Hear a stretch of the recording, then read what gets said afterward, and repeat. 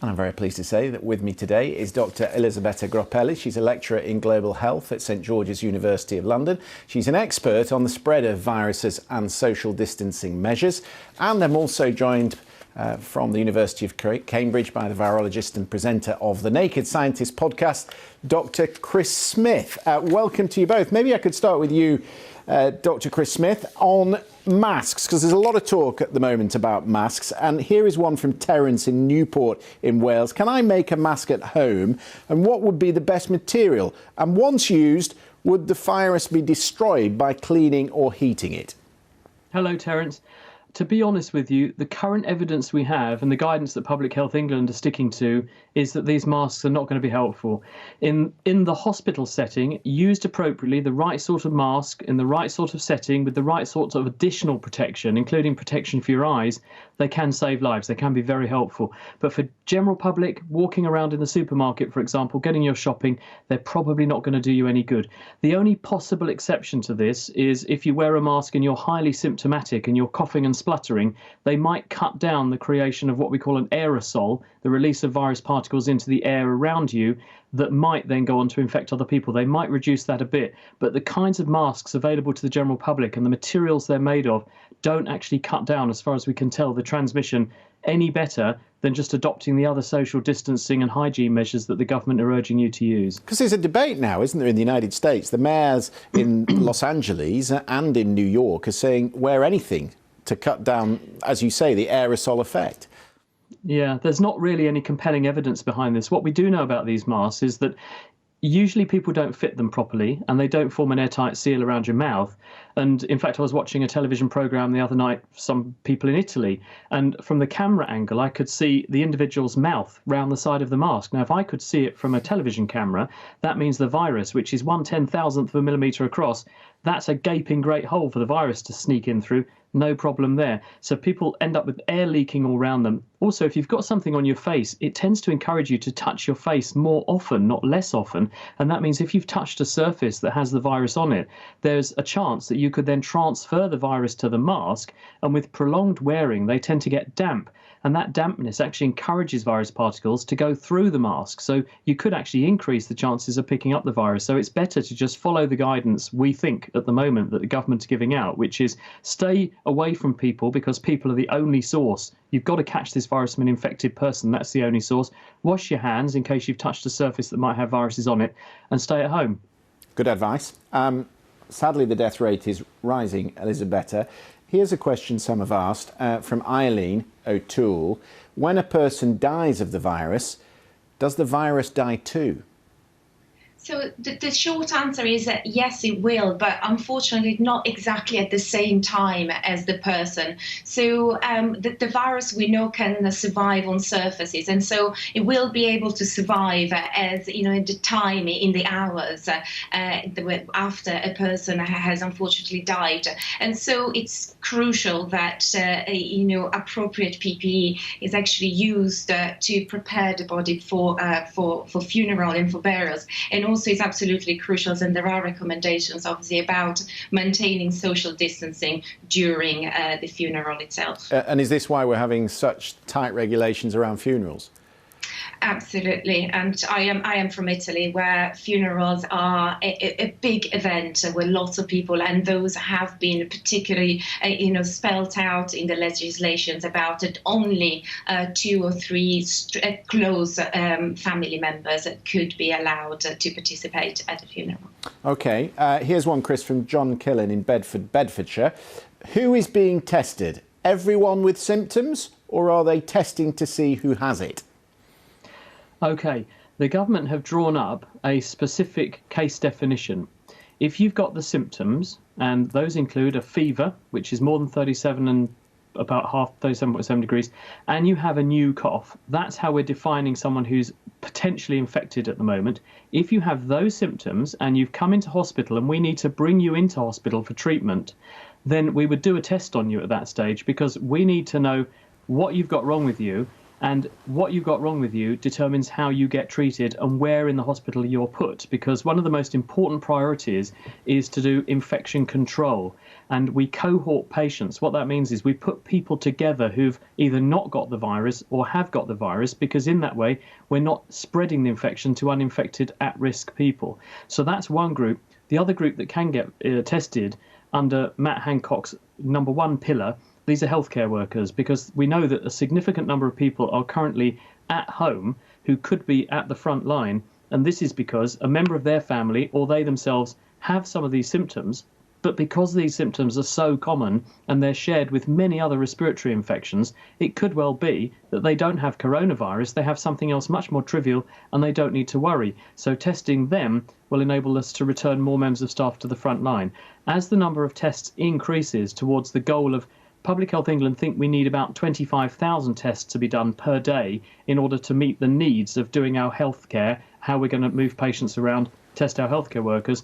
Then once we get to that stage, other pillars of the testing algorithm will kick in, and that means we'll be able to test more people, potentially also test people for long-term immunity. But at the moment, it's all about who's got the virus right now so we can sort out who's infectious and who's not.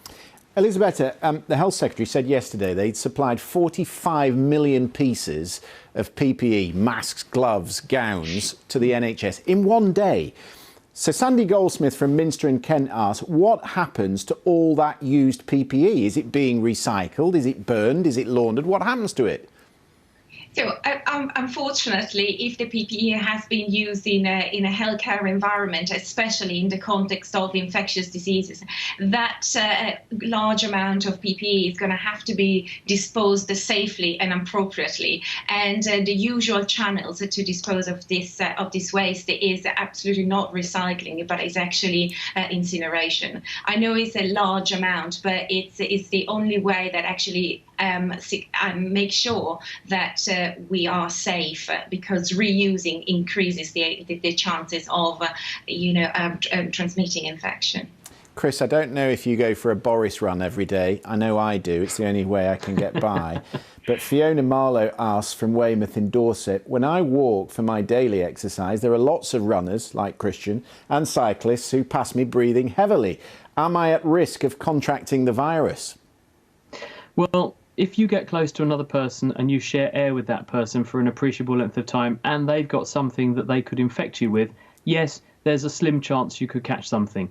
But you've got to remember, out in the fresh air, A, there's a huge dilution effect anyway, and B, if that person's feeling like they've got coronavirus, the chances are they're probably not going to be pounding the pavement. They're going to be doing what Boris is doing, and they're going to actually be in bed, because that's where we're told he is at the moment. But so we're told chances are they're not going to be that infectious when they're out. And yes, I know what you're going to say. I'm going to preempt you, Christian. You're going to say, but people might get symptomatic after they've already got the infection and after they're already shedding virus. That may be true up to a point, but what we do know is that the longer the infection goes on to the maximum peak of the symptoms, the infectivity rises. So therefore, someone who's not feeling very unwell they may well have virus recoverable, but they're probably not that infectious. So the chances of you encountering a runner who breathes enough virus on you for you to pick it up in the fresh open air are very, very slight, so I wouldn't worry about it. I would concentrate more on the enormous benefit you're doing to your health through getting some fresh air, sunshine and exercise. And the advice to runners would be polite, try and stay 2 metres away. Yeah, that's right. Exactly. OK, here's one from Tim Sands in Ross-on-Wye in Herefordshire, Elisabetta, who says, if the number of tests being conducted rises logically, will the number of confirmed cases rise equally? Why is so much importance given to the data? I think, yes, we've just heard that there is a possibility of asymptomatic patients, and therefore testing, in a surveillance setting, so without asking if people have symptoms or not, will actually be able to give us numbers about who has got the virus, even if they're well. But also testing generally not only the people who are coming with the most severe symptoms and requiring hospitalizations, or the healthcare workers, but also testing testing more widely in the community will allow us to discriminate, to identify who has the coronavirus and who hasn't. And therefore, not only we will have a much more accurate idea, a picture of how much virus is circulating, but there is the potential there that we could start targeting, for example, self-isolation to only the people who we know are infected. So increasing the number of tests would be, of the ones that determine if you have an ongoing infection is extremely invaluable. I'm interested, just maybe you could both give me an answer on this. Do you think antibody testing is more important than antigen, or is it more important to isolate people who are sick? Is that the most important as far as you're both concerned? Chris, maybe? Well, I think they're two slightly different things that answer two slightly different questions. At the moment, antibody testing isn't very useful, and that's because very few people have actually had the virus in the grand scheme of things so far. Because you make antibodies, and you make antibodies in appreciable amounts about 3 or 4 weeks after you've cleared the virus. So actually at the moment, as we haven't had a very large number of people who've actively been infected, we wouldn't be testing very many people and returning positive. So antibody tests, we've actually got time to wait a little while before they become useful, and they will be very useful. We're definitely going to want them. But what we need to focus on right now is telling people whether or not they really have this virus. And the people we need to prioritise are the healthcare workers, because something like 1 in 4 doctors and about 1 in 5 nurses are currently affected. They can't actually get to their jobs or go to their jobs because they're self-quarantining because they might have this infection. They probably don't have this infection. They probably have something else, because at the time they would have been catching it, we know that from the tests we're doing in our laboratory, only a few, probably about 10% of the tests we were doing were actually positive for coronavirus. In the last week or so, that's really changed, though. In the last week, we've gone from small numbers of tests positive to maybe now half the tests we're doing returning positive. So the numbers in the community really have leapt up. But that's why it's now getting really valuable to be able to test people who have the symptoms to see who really does and who doesn't have it, because that will inform who can come to work or not and look after the people who really do have it. OK. Elisabetta, do they fumigate the roads in Italy? Not that I am aware of. OK. Because this next question sort of lost on me. I wasn't aware any country was doing that, but KP from London, I'm being told that China do this. KP from London says, my question is, why aren't the government fumigating roads with disinfectant sprays like other countries are doing to prevent the spread of the coronavirus? I think it's, yes. So I think it's fumigated, but it's actually disinfecting. I think when there is a large circulation of virus wild in the community, potentially it is seen as a good public health measure and intervention. I would have thought, however, that actually social distancing, self-isolation, and cleaning those surfaces where we do actually come in contact because we touch them with our hands, like handles, or if we have to on public transports, for example, or trolleys at supermarkets, those actually are the surfaces we need to specifically look at. I'm not sure how much actually disinfecting an entire road on the tarmac, but I do have to admit that I tend to look at viruses from the molecular point of view, not when they are on tarmac. OK, all right then. Here's one, Chris, which is it's puzzled me actually, from Edward Picton. How long is the average time from contracting COVID-19 to death actually occurring? And therein lies the rub with why this is proving such a challenge to tackle, because it's a long time. Unlike the flu, where you get symptoms almost from 1 day after you get the virus, and then within 5 days you're done and dusted, the whole thing's over. This thing is only just getting going by 5 days. So the average incubation time before people even have any symptoms is 5 days. It may be as long as 11 days. We're using 14 days as a safety factor. And then having actually started to get symptoms, people then usually go along for about a week or so feeling non-specifically unwell. Maybe their cough gets a bit worse, they have fevers and they feel not very well at all. At that point, they either recover or they then spend another week getting worse, at which point they may present to medical services. And then often it takes another week before people get really, really unwell. So the entire illness can be very long and drawn out, to maybe 3 weeks or so.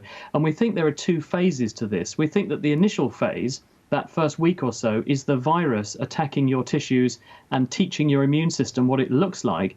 And we think the next phase of the illness, when people get very severely unwell and may need to go into hospital and may need to end up in intensive care and may pass away, that seems to be an immune reaction to the virus.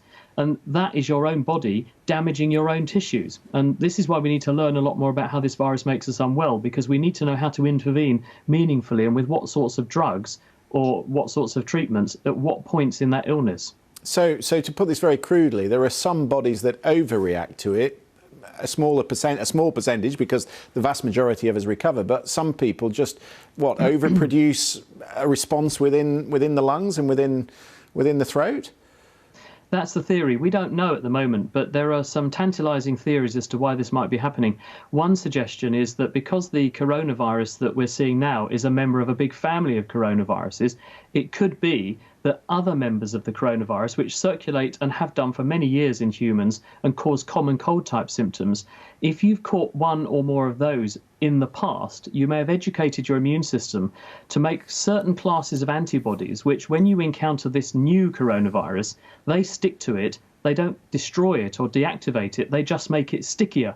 So it's actually even more attractive to your tissues, and it finds it easier to spread and make you unwell. And it may be that therefore people who are older are more likely to have encountered these other coronaviruses, and that's why they are more likely to get iller, in addition to having other kinds of pre-existing health problems. Younger people, on the other hand, who haven't had enough time in their life yet to encounter so many of these other coronaviruses, wouldn't have that, and that would explain why we get this age-dependent effect. It's just a theory. There's no evidence to back it up apart from anecdotal evidence at the moment, but it does sound reasonable. It's biologically plausible. That could be what's going on. That's an interesting segue, Elizabeth, to this next question from Marion Elder in Surrey, who says there was a report a few days ago that having a flu jab may offer a degree of immunity. Is there any evidence of this and a likelihood of research into it?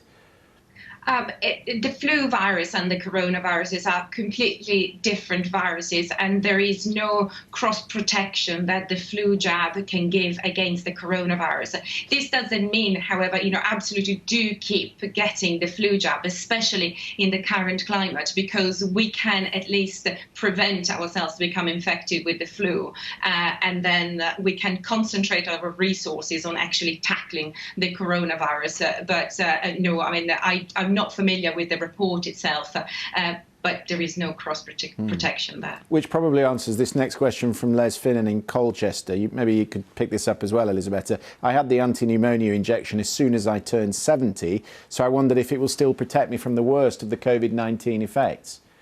So it will not protect at all, again, directly COVID-19, the coronavirus. However, when it comes to potentially other infection that can occur as the coronavirus symptoms, as the COVID-19 symptoms progress, having had a jab against some bacterial infection is a good thing. So again, keep getting the jabs that are offered to you, that are available to you. But unfortunately, we do not have a jab now that allows us to protect against this coronavirus. But lots of people are working on it, and it will come. Good. Here is the $1 million question, Chris, from Karen Glavey in Hertfordshire. Can you catch this virus again if you've already had it?